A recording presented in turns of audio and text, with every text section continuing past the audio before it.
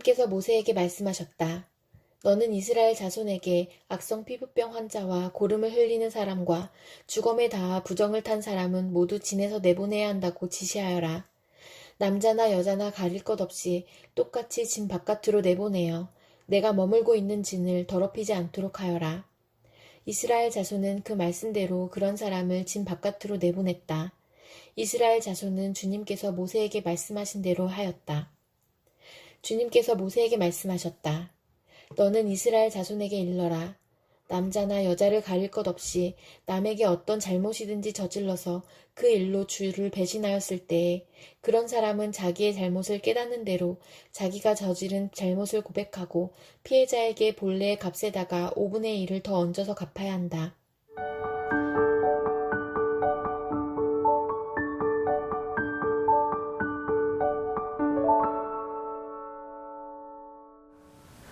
오늘 본문에 나타난 이 구절들은요, 두 가지에 대해서 얘기를 해줍니다.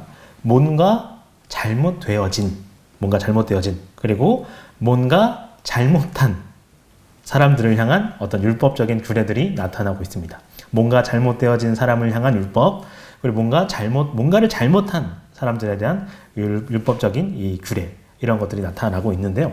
첫째로 뭔가 잘못되어진 이런 부분에 대해서 살펴보자면 해당 본문은 2절입니다. 이렇게 나타나 있어요. 오늘은 이 피부병에 관한 것들입니다. 악성 피부병 환자와 고름을 흘리는 사람과 죽음에 다 부정을 탄 사람은, 이게 중요해요. 부정을 탄 사람은 모두 진에서 내보내야 한다 라고 합니다. 자, 본문에서 말하는 이 악성 피부병이 정확히 어떠한 피부 질환을 얘기하는 건지는 학자들의 의견이 굉장히 분분해요. 자, 그런데 그건 사실 그렇게 중요한 부분은 아니고요. 동일한 내용이 있는 이 레위기서의 해당 본문을 찾아봤을 때요. 거기서는 이 특정 피부병 환자의 침만 튀었어도, 말하다가 이렇게 침이 튀었어요, 그 사람이. 그럼 누가 이렇게 묻었겠죠? 그럼 그 옷도 부정해집니다. 그거 빨아야 돼요. 그냥 두면 안 돼요. 그리고 침이 튄 사람도 부정해져요. 그래서 그 사람도 이제 어떤 문제 이제 해결을 해야 되는 겁니다. 자, 이런 부분들을 봤을 때 어떤 또 피부 여기 좀 이렇게 진물이 나왔다라고 이런 부분들, 그게 어디 묻었다라고 하면 그것도 다 또 해결을 해야 됩니다. 그 사람이 좀 이렇게 피부병이 있는 사람이 앉아있던 의자에 앉아 있었다. 그럼 그 의자도 해결을 해야 합니다. 또 한 가지, 피부병에 대해서 이제 제사장이 봤을 때, 이 사람 이제 다 나았다라고 하면은 진에서 다시 복귀할 수 있었어요. 자, 이런 부분들을 생각해 봤을 때, 이거는 이제 전염의 방지를 위한 그런 방침이었다라는 사실을 우리가 짐작할 수 있었는데요. 이게 단순히 죄의 영향으로 보기보다는 공동체의 위생과 안전을 위해, 건강을 위해서 이런 부분들을 위한 그런 규약에 가깝다라는 사실을 우리가 짐작할 수 있는데요. 개인이 건강해야 공동체도 건강하다, 그런 제의적인 그러한 규약이었던 겁니다. 자, 그러나 건강과 위생이라는 목적은요, 사실 부수적인 목적에 해당해요. 더 원론적인, 더 어떤 그런 중요한 1차적인 그런 목적이 있습니다. 오늘 본문에서 설명을 해주고 있는데요. 3절을 보면 하나님이 이렇게 말씀하십니다. 자, 남자나 여자나 가릴 것 없이 똑같이 진 밖으로 내보내요 라고 하는데, 피부병 있는 사람들 얘기하는 거예요. 자, 이런 사람들, 피부병 있는 사람들은 진 밖으로 내보내요 라고 하는데 그 뒤가 중요해요. 내가 머물고 있는 이 진을 더럽히지 않도록 하여라 라고 합니다. 이게 1차적인 목적이에요. 다시 말해, 하나님께서 계신 곳은 하나님이 거하시는 곳이라 어떤 부정의 요소가 허락되지 않는다고 하는 거예요. 왜냐하면 하나님께서는 정결하고 성결한 분이시기 때문이에요.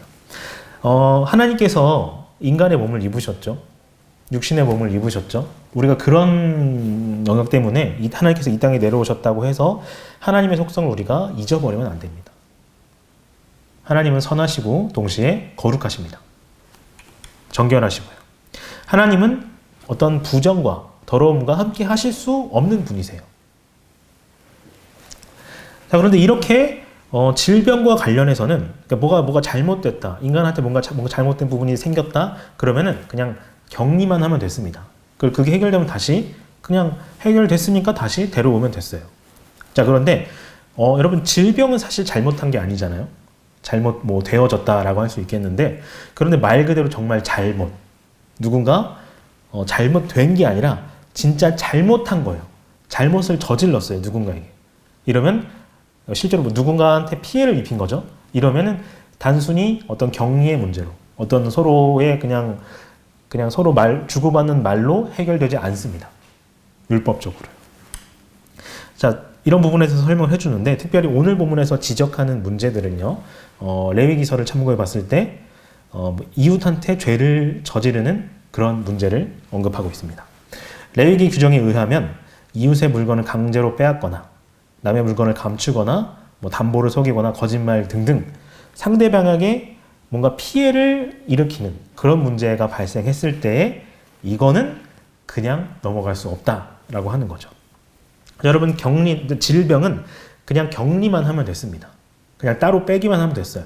자, 그런데 범죄에 대해서는요, 7절을 보니까 이렇게 얘기합니다. 자기가 저지른 잘못을 고백하고, 이게 첫 번째요. 먼저 고백해야 돼요. 자백을 해야 됩니다. 그리고 피해자에게 본래의 값에다가 5분의 1을 더 얹어서 보상해야 했다고 합니다. 갚아야 된다고 해요.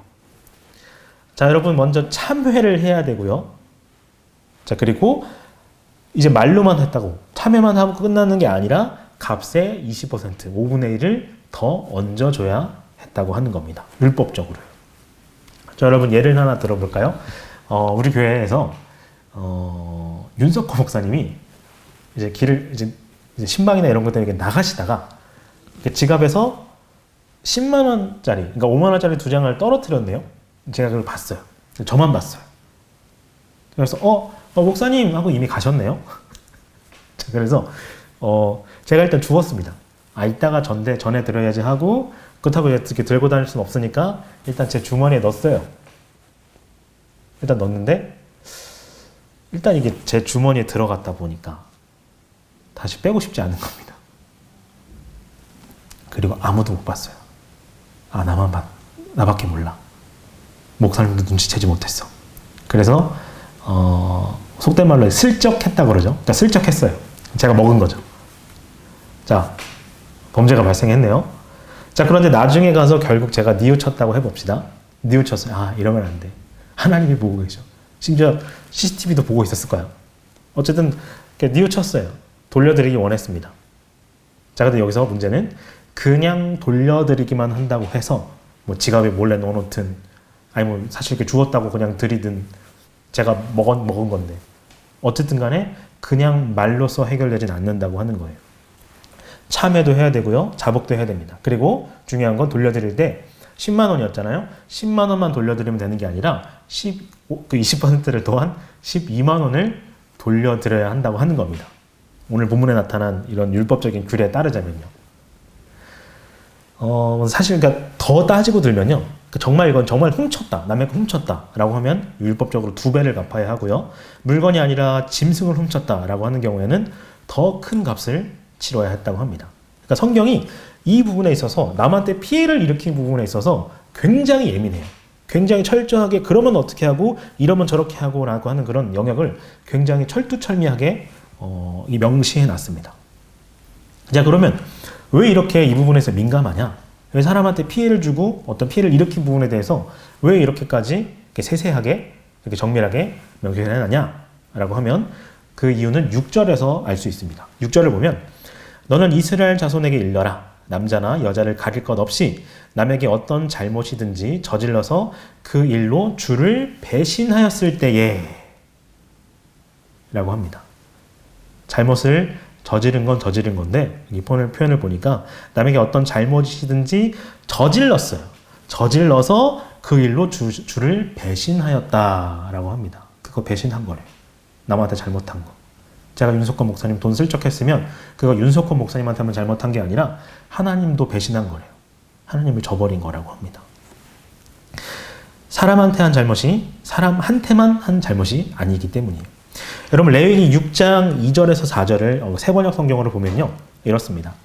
누구든지 여호와 앞에 진실하지 못하여 죄를 지으면 곧 다른 사람의 물건을 맡고 있다가 그 물건에 대해 거짓말을 하거나, 아까 저의 경우입니다.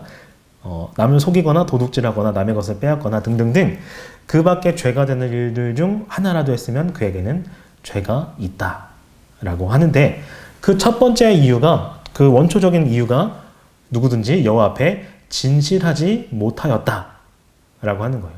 하나님을 배신했다, 하나님을 저버렸다 라고 하는 겁니다.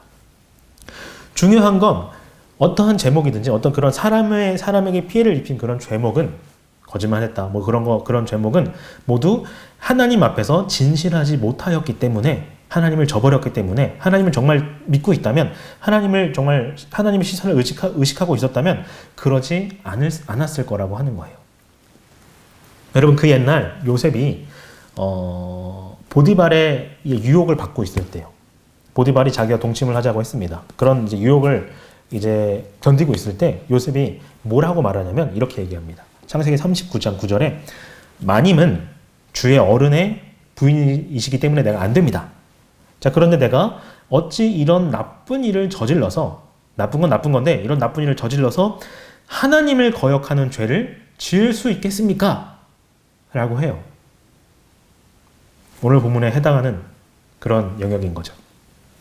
남의 아내, 심지어 주인의 아내를 취하는 일은 윤리적으로 어긋나는 그런 정도가 아니라 하나님 보시기에 이미 악하다고 하는 겁니다. 이미 악하여서 하나님을 안다면 그건 저지를 수 없습니다. 하나님이 두 눈 부릅뜨고 보고 계신데 나 하나님 저버릴 수 없어요 라고 요셉은 고백했다고 하는 거예요.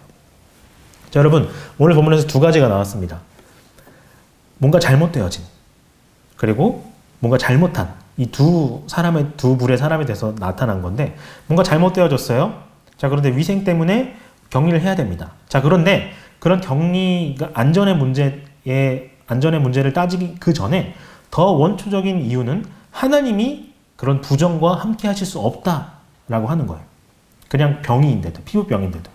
자, 그리고 뭔가 잘못한 사람들, 사람 대 사람으로 잘못했어요. 사람한테 잘못을 했어요. 그런데도 하나님이 거기 껴 있습니다. 그 문제는 그냥 그 사람한테만 잘못한 게 아니라 하나님까지 배신한 거다 라고 오늘 성경은 얘기해 주고 있습니다. 자, 여러분, 결국 오늘 본문이 우리에게 알려주는 그런 귀한 교훈 한 가지가 있는데요. 바로 우리는 하나님을 벗어날 수 없다. 우리는 하나님을 벗어날 수 없다 라고 하는 교훈이에요. 어떤 행동을 하든지 어떠한 일이 일어나든지 간에 하나님이 걸려 있어요. 하나님이 연관되어져 있습니다. 여러분, 죄는 아니지만 공동체에게 위해를 가할 수 있는 그런 질병에 걸렸어요. 죄는 아니에요. 그냥 뭐 감기 걸리죠. 그 당시의 얘기를, 그 옛날의 얘기를 따져보자면. 자, 그래서 격리를 시킵니다. 그러나 안전의 문제보다 더 앞선 문제는 하나님께 위해를 가했다고 하는 거예요. 자, 그리고 아까 말씀드렸다시피 우리 사람 대 사람 가운데 벌어지는 일이었다고 하더라도 그게 하나님과 상관이 없는 문제가 아니라고 하는 겁니다. 하나님은 그 문제에도, 어떤 문제에도 분명히 낑겨 계세요. 사람한테만 잘못한 게 아니라 하나님한테도 큰 잘못이 되어버리는 겁니다. 왜냐하면, 이게 정말 중요한데요. 왜냐하면 우리가 하나님이 만든 세상에 살고 있기 때문이에요. 그리고 하나님이 주관하고 계시는, 하나님이 주관자로 계시는 그런 세상에, 그런 시간 속에 우리가 살고 있기 때문이에요. 그리고 하나님이 우리의 주인이시기 때문이에요. 우리한테 하나님과 상관없는 일이란 건 없습니다. 하나님 이건 상관하지 마시죠 라고 할 수 있는 문제는 없어요. 뭘 해도 어떠한 문제도 하나님과 연관되어져 있습니다. 상관되어져 있습니다. 우리 삶에 있어서 그리스도인으로서 우리는 이 사실을 절대 잊으면 안 되겠습니다. 죄가 발생하거나 또는 하나님과의 관계에서 작든 크든 어떠한 균열이 일어나는 그 모든 사건들은요, 전부 하나님께서 나의 주관자시라는 사실을, 하나님이 내 주인이라는 사실을, 하나님이 온 세상의 주관자라고 하는 사실을, 하나님이 두 눈 부릅뜨고 보고 있다고 하는 사실을, 하나님이 지금 내 마음까지 다 보고 계시다고 하는 그 사실을 외면하는 데서부터, 그것을 까먹는 데서부터 시작하기 때문이에요. 자, 그렇기 때문에 오늘 하루 우리가 이 중요한 문제 앞에서 우리가 이렇게 기도하며 오늘 하루를 시작했으면 좋겠습니다. 하나님, 내가 하나님을 의식하며 살게 하여 주시옵소서. 하나님, 나는 모자랍니다. 하나님, 그 사실을 내가 잊어버릴 때가 많고요. 하나님, 주님, 또 나는 약하고 또 악해서 이런 사실을 주님 내가 외면해 버릴 때가 많습니다. 주님, 내가 부족하고 또 악한데요. 이러한 저를 주님 불쌍히 여겨 주시옵소서. 긍휼히 여겨 주시옵소서. 주님, 마음을 새롭게 하여 주시옵소서.